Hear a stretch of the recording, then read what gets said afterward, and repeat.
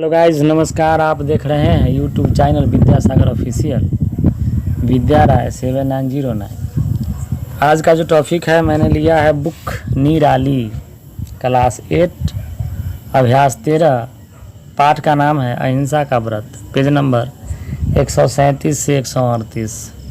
इसमें पहला प्रश्न है, निम्नलिखित प्रश्नों के सही उत्तर पर सही का निशान लगाइए। जिसमें पहला प्रश्न है, क्या है? रणभूमि छोड़कर कौन भाग गया था? इसके 4 ऑप्शन है। पहला अशोक, दूसरा मौर्य, तीसरा अज्ञात और चौथा चंद्रगुप्त। तो सही उत्तर है, क्या है सही उत्तर? मौर्य। समझ गए?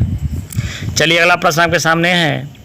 सम्राट अशोक साधु के साथ कहाँ गए थे? इसके लिए आपके सामने 4 ऑप्शन है। पहला उपवन, दूसरा राजमहल, तीसरा रणभूमि और चौथा आश्रम। तो सही उत्तर होगा रणभूमि। अगला प्रश्न, ग कलिंग युद्ध के बाद सम्राट अशोक ने किसका प्रचार किया? इसके 4 ऑप्शन। पहला शांति का, दूसरा युद्धबंदी का, तीसरा नारे नारे का और चौथा अहिंसा का। तो सही उत्तर है युद्धबंदी का।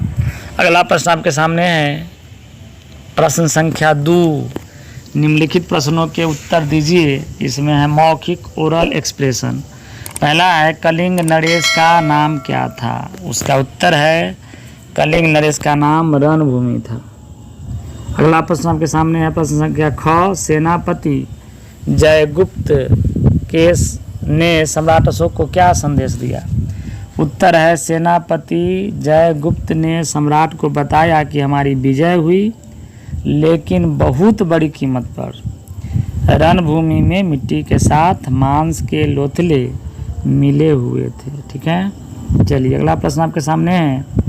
ग कलिंग युद्ध की विजय से प्रसन्न होकर सम्राट अशोक ने क्या घोषणा की? इसके उत्तर है, सम्राट अशोक ने घोषणा की कि आज से मेरे साम्राज्य में शस्त्र नहीं उठेंगे और कलिंग की विजय नहीं हुई है, पराजय हुई है। ठीक है, चलिए अगला प्रश्न आपके सामने है, प्रश्न संख्या घ।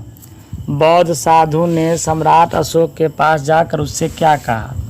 उत्तर, बौद्ध साधु ने कहा, सम्राट चलिए मैं आपको युद्ध का मैदान दिखाऊं, और बाद में समझाया कि तुम्हारी विजय में तुम्हारा मस्तक काट कर फेंक दूंगा।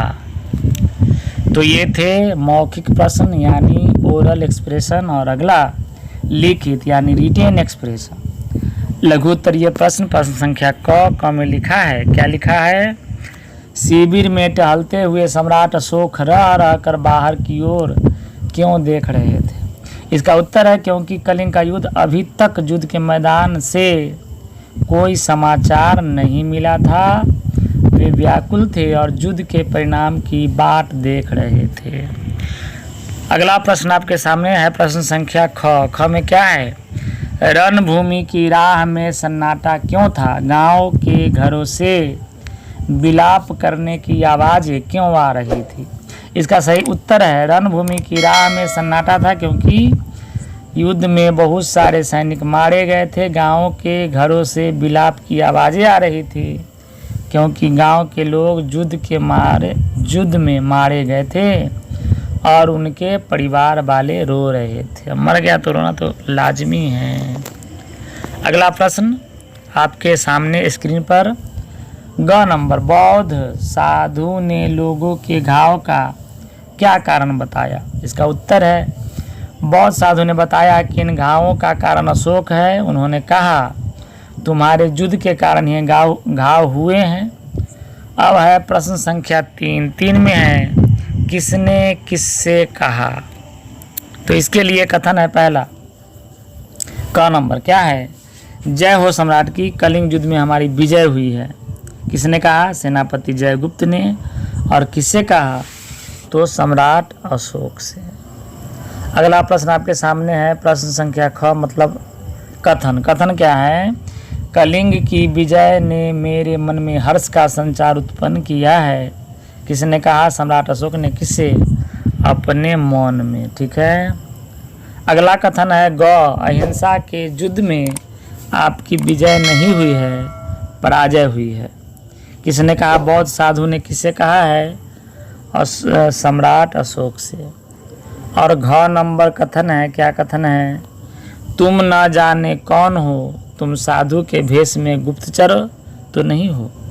किसने कहा? सम्राट अशोक ने। किससे? बौद्ध साधु से। अगला प्रश्न आपके सामने स्क्रीन पर 4 निम्नलिखित वाक्यों के सामने सही अथवा गलत लिखिए। तो पहला है, सम्राट अशोक बड़ी व्याकुलता के साथ आगे शिविर में टहल रहे थे। ये कथन गलत है।